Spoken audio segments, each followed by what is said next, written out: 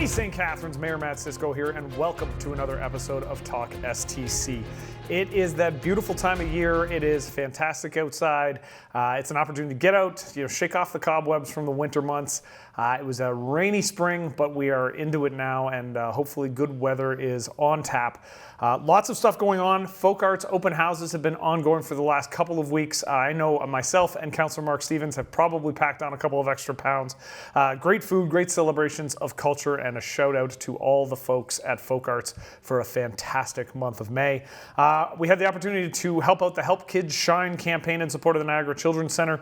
Myself and my team participated in the Niagara Strikes Back event earlier in the month. If you've got an opportunity, get out and support the Niagara Children's Centre through Help Kids Shine. Rankin Cancer Run back and in person at Brock University. Get out and support them if you can. It's great to see the Rankin Cancer Run back with a vengeance. And we got the River Lion season to kick off, and that's going to be fun. Looking for back-to-back championships. I can't wait for the banner raising, with respect to the River Lions. Today's episode is packed. We will be joined by Chrissy Sadowski, who is the Strategic Partnerships and Community Engagement Manager for the Young Caregivers Association. We're going to talk about all the great things the organization is doing to help support young people in our community who find themselves in caregiving roles. We are in Caregivers Month, so we'll have a chance to talk about that. And then we'll be joined by Lori Beach, the Executive Director of Bethlehem Housing and Support Services, to discuss the work they do in providing affordable housing and support services to folks here in Niagara. But up first, my first guest, none other than my very own wife, Chrissy Sadowski. Welcome, Chrissy. Thank you for having me, Mayor. Chrissy is the Strategic Partnerships and Community Engagement Manager for the Young Caregivers Association. She grew up as a young caregiver herself, so she understands the stress that comes along with that position. Now, as a parent of a child on the spectrum, she recognizes the toll it can take on siblings as well. Our children were involved with the Powerhouse programs beginning at a young age, and they still utilize those supports today. Between her own children and countless others, Chrissy sees the importance of young caregivers provides through counseling programs, camp, and more. So, Chrissy, welcome to the show. Before we talk about young caregivers, how did you get to the role that you're in now? Yeah, so when we adopted our third child, I guess 11 years ago now, we were told about Powerhouse programs, Young Caregivers Association, and our older two boys went right into those programs. So over the course of the next 11 years, we saw our daughter join. When she joined our family, we saw the benefits that they had. I became a very large advocate for Powerhouse programs and Young Caregivers Association, being a part of strategic planning, sitting at stakeholders tables, doing a lot of public speaking. And then 2.5 years ago, I joined their employment as a community engagement facilitator. Last year, I ended up filling in for maternity leave for executive director. And then this year, when our ED came back, Haley Sexton, I took on the role that I currently have. That's awesome. So, there's probably a lot of people in the community who don't know who Young Caregivers is. Give us an example. We talked about the Powerhouse program, which I think maybe if people have heard of Young Caregivers, that's actually how they know it. Talk a little bit about Young Caregivers and Powerhouse and what all that is and what it's for. Yeah, and I think it's important to start with who young caregivers are. So young caregivers in our organization are between the ages of 5 and 25, and they support somebody at home. It could be a parent, a sibling, or a grandparent, and it could be because of a chronic illness, intellectual or physical disabilities, mental health challenges, addictions, socioeconomic status, so translating for a family member, very large families, single parents, things like that. But they provide more of a role at home than their peers. So we see them doing physical chores, personal tasks, grooming, bathing, administering medication, and these emotional support roles where they just often are worried about their family member. So what we do then is, as an organization, we provide supports and resources for these young caregivers. Because what we see with young caregivers is often there are a lot of upsides: resilience, bonding with your family member, independence, things like that. But there are a lot of risks that come with being a young caregiver, which can include isolation, your friends don't understand, depression, anxiety, things like that. So that's where we come in then to provide these supports and programs for the kids, which can be anything from life skills programs to summer camp, to counseling, and on and on and on. Yeah, and that's interesting. One of the things that you and I have talked about, because, and as I mentioned, this is my wife, and so we can talk a little bit about our family, but, one of the things we've noticed, and it's a struggle for us sometimes, is to recognize the difference between when kids are doing the normal things around the house that kids do, the chores, whatever the case is, and when they are sort of transitioning into what is a caregiver role and how that's different.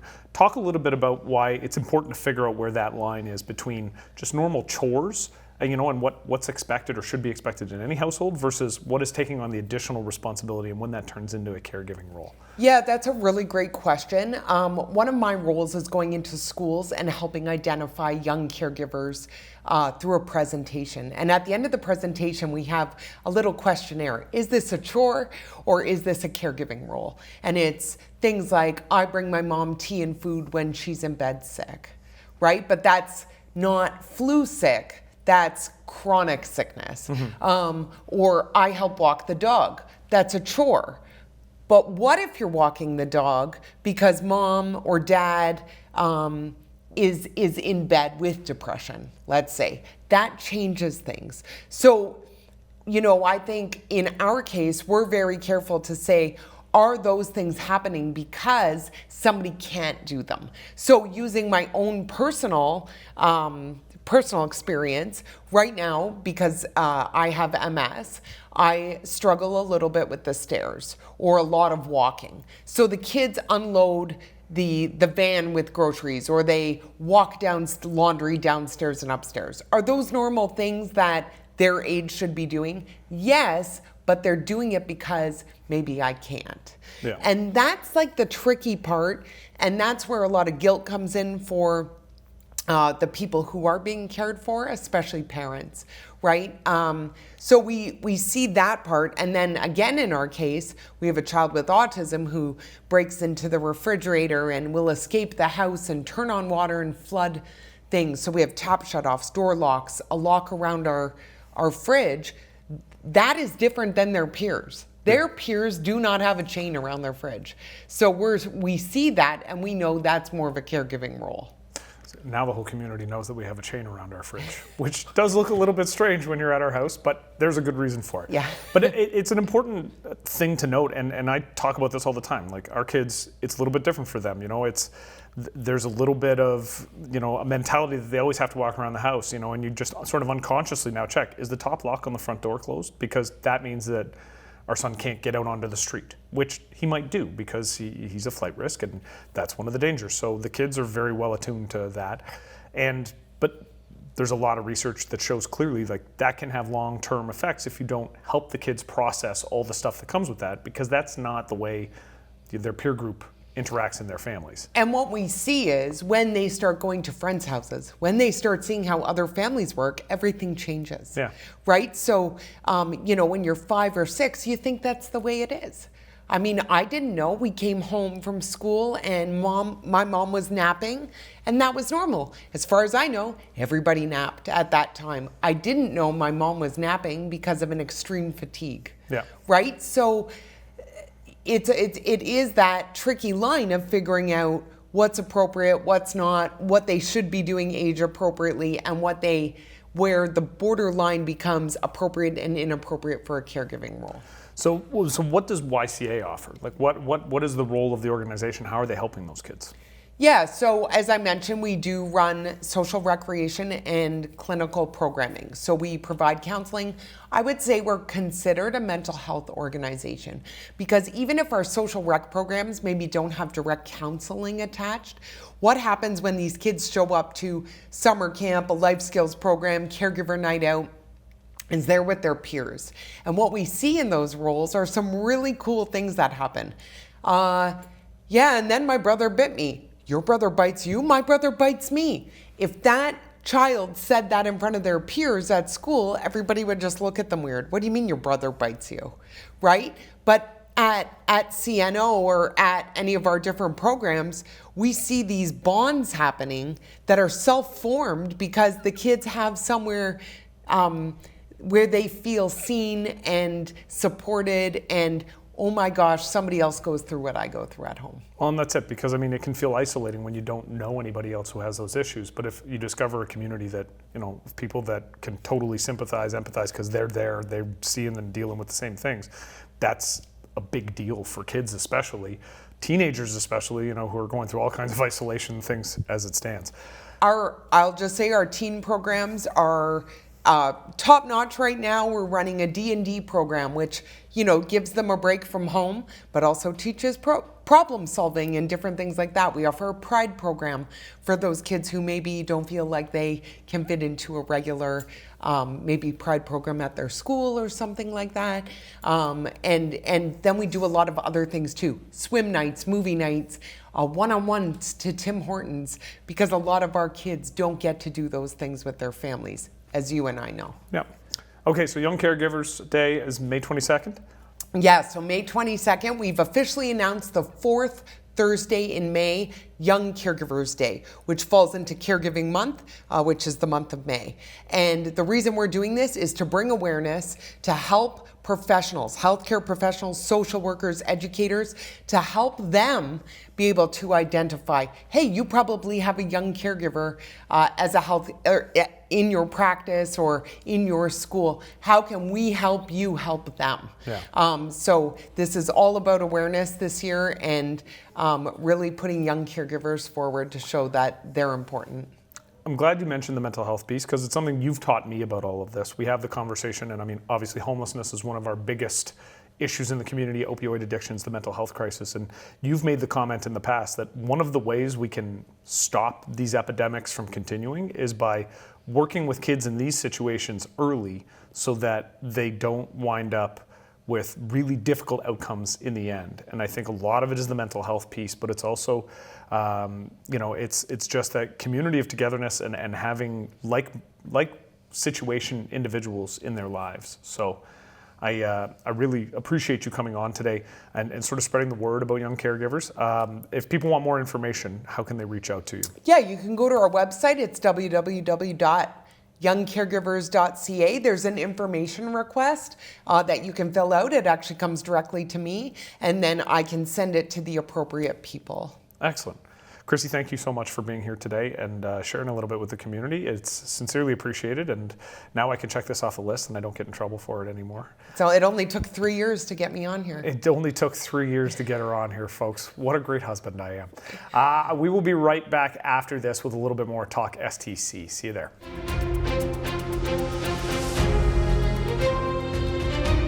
And welcome back to Talk STC. In the break, you should know, my wife gave me the final instructions that I have to pick up the groceries after this, and also there is a child that has to be picked up. So it's always fun, and domestic life never ends. Up next is my next guest, Lori Beach, who is the Executive Director of Bethlehem Housing and Support Services. Lori, welcome to the show. Thank you very much, Mr. Mayor, and we really appreciate being invited to come on. Glad you're here. So Lori has 30 years of experience in director and management roles in the not-for-profit sector, government agencies, provincial and national associations. But for the last 12 years, you've held the position of Executive Director at Bethlehem Housing and Support Services, which is one of the largest non-profit housing organizations in the Niagara region. You are also the chair of the Niagara Region Home for All Housing Affordability Innovation Committee and a member of the Niagara Region Housing and Homelessness Community Advisory Board and Task Force Committee. You are the co-chair for the GNCC Nonprofit Council, and you're also a director on the board of Workforce Collective Niagara and the Community Land Trust of Niagara. How did you have time to be here? We make time for all the right things. Okay, that's impressive. Welcome to the show. Before we talk about your role with Bethlehem, let's talk about the journey. Like, how did you wind up in this position? Oh, well, oh gosh. That's a long story because it's a long career. I've been at it for a while, but primarily my interest, I have a business degree, and but it wasn't quite what I wanted to do, making sure that it's somebody else's bottom line that I work towards. And I have, of course, a heart for the community and for charity, and so an opportunity to go in that direction from a business perspective Nonprofits are businesses as well. It's Yep. just a different structure. And so that was of great interest to me. And so my career started in the areas of education and training, workforce development, and a variety of other places, employment services and immigration services. And then I landed in the area of poverty, food banks, and housing. Wow. Yeah. It's interesting, I know a lot of people in the not-for-profit sector, and a lot of them start out kind of the way you did, working in the corporate world, working for businesses, but it's exactly that, you're worried about someone else's bottom line, and for a lot of people, it's difficult to see, what added value are you giving to the world? Like, is it really just about, dollars and cents and pumping up somebody's pocketbook? And so it's... I like to say that I have a head for business, but a heart for cause. That's perfect. Yeah. So for those who don't know, tell us about Bethlehem Housing and Support Services. Well, Bethlehem has been around for a very long time, 36 years now. And we are a multi-social service organization that has a foundation in housing, because housing is essential to being successful in life, no matter what your lifestyle or income. But we primarily focus on folks that are of lower income and have probably experienced some sort of social challenge, trauma, that has had an impact on their housing. And so we focus on services, housing first, and then services that support our households, our families, to maintain their housing and sustain it over the long term and be successful and have their best life within their means. And I think it's that support piece that sometimes is missing during the conversation. We talk, a lot of people hear the idea of housing first or housing for all, and they think, oh, well, once we get housing for people, then we're done.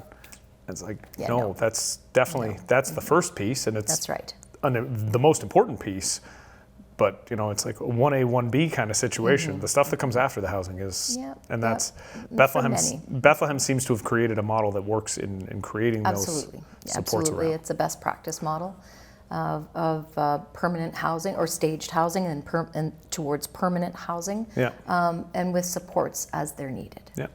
So, obviously we're in a housing crisis. The current economic forecasts are very difficult. The barriers that exist and the challenge that we have with affordable housing.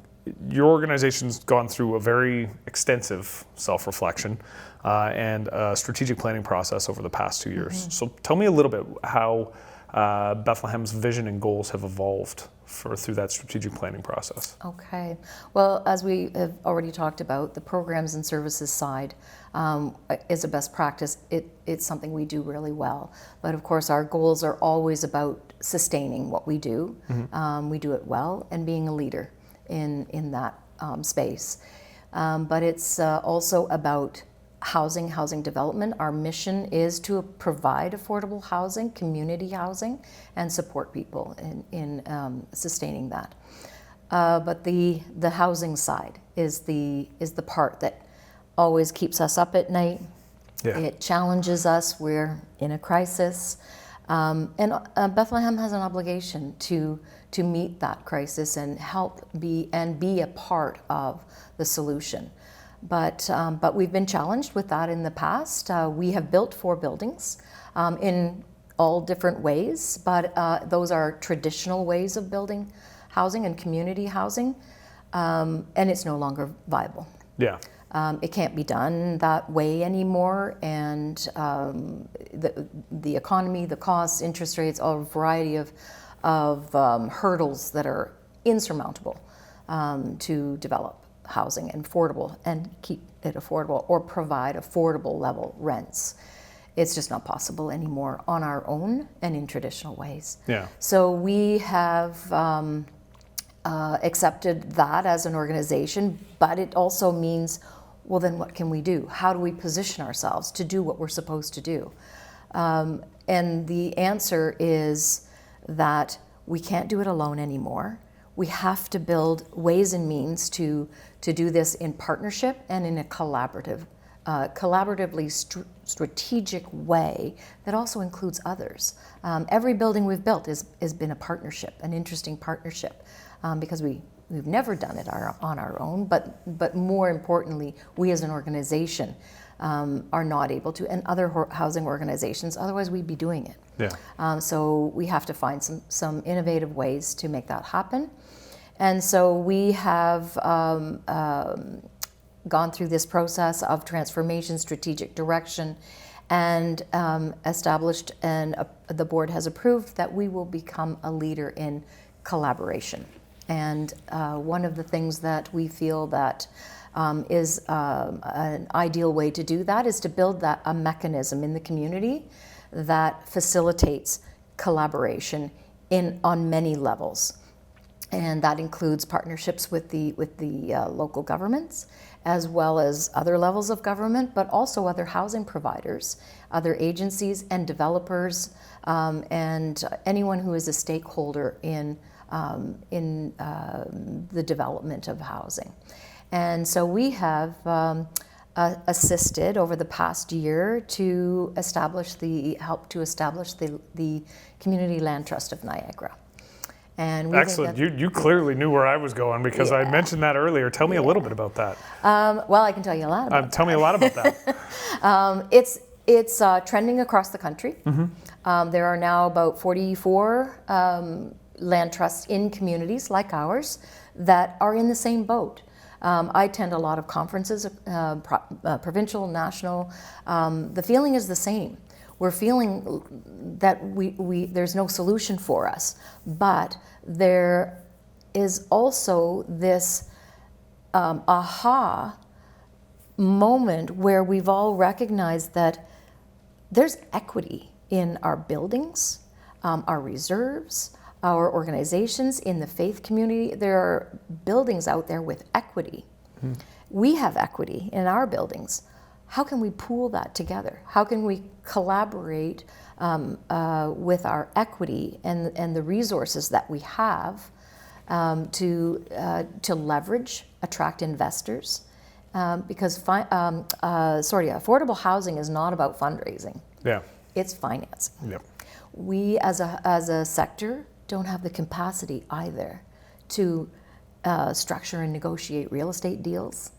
We can learn and pretend, but we don't have that capacity. We need to work with folks that have that expertise.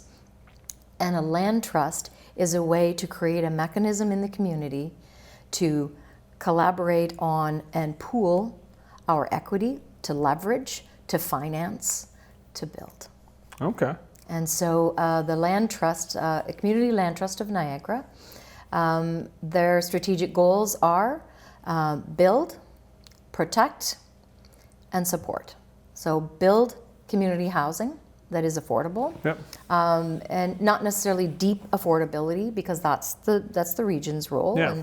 and other government funding assists with that part of it. But we all know there's a missing middle. Yes. And so that means low median incomes, households, and that missing middle rental is hugely needed.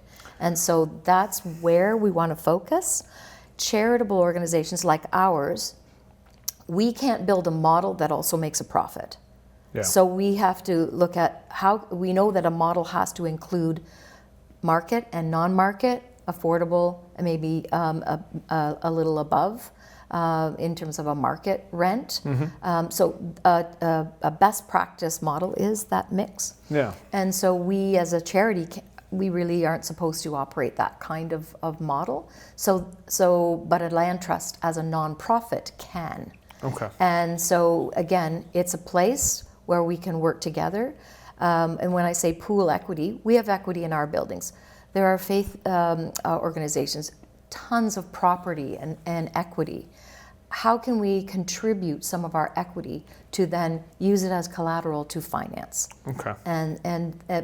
But also de-risk, keep it safe, so that it always is maintained and protected. When we say protect, we mean protect rents. Yeah. We all know about rent evictions, and that is a horrible part of the crisis. Yeah.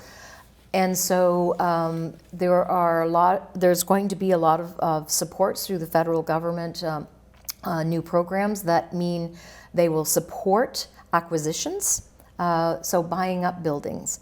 and through community housing nonprofit, being sold to nonprofits that will protect those rents, provide incentives to be able to compete with market investors. So there's all kinds of really neat things coming down the pipe that we want to be a part of, and it's going to be much stronger. We're going to have a much more powerful way to respond to those opportunities if we have a strong collaborative group that works together. And then housing providers can be partners, operating partners. I was going to say, like, this is obviously partnership is key in this model. Absolutely. You have a lot of willing partners in the Niagara region? Yes. That's We've fantastic. been doing a lot of work, a lot of talking, a lot of sharing of information. The Land Trust has been established as a nonprofit or a nonprofit organization, but we're not creating it to compete and be another. It's going to be that place, that table where all the expertise can come around. Again, invest and leverage, and again, use that leverage to purchase or buy or build, but it's also to support housing providers. Because again, they are not in a position to be able to build on their own, but their mission is to provide more, and we need more.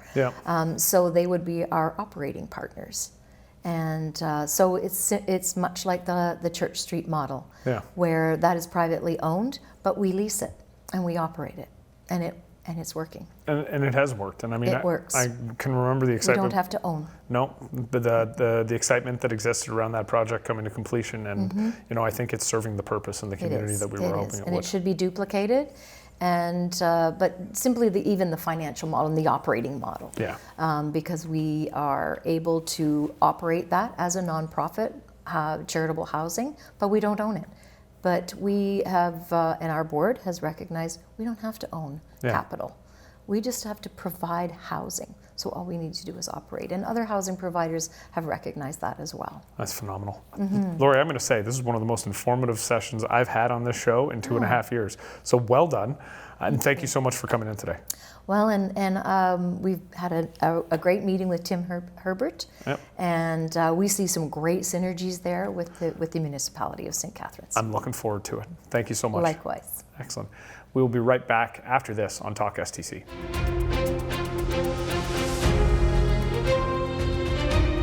St. Catharines, thank you so much for being a part of talkSTC. I want to give a big thank you to my wonderful wife and also a fantastic person, Chrissy Sadowski, over at the Young Caregivers Association, for talking a little bit about Caregiving Month and all the good things that the Young Caregivers Association does for our community. I also want to thank Lori Beach from Bethlehem Housing and Support Services, a fantastic organization in Niagara that is just doing so much to help alleviate the housing crisis that we all know exists and needs more support and more services like hers. Thank you to both of them. Thank you to you for tuning in. Like I said, get out and enjoy the weather, enjoy the season, and we will see you next time on another episode of talkSTC.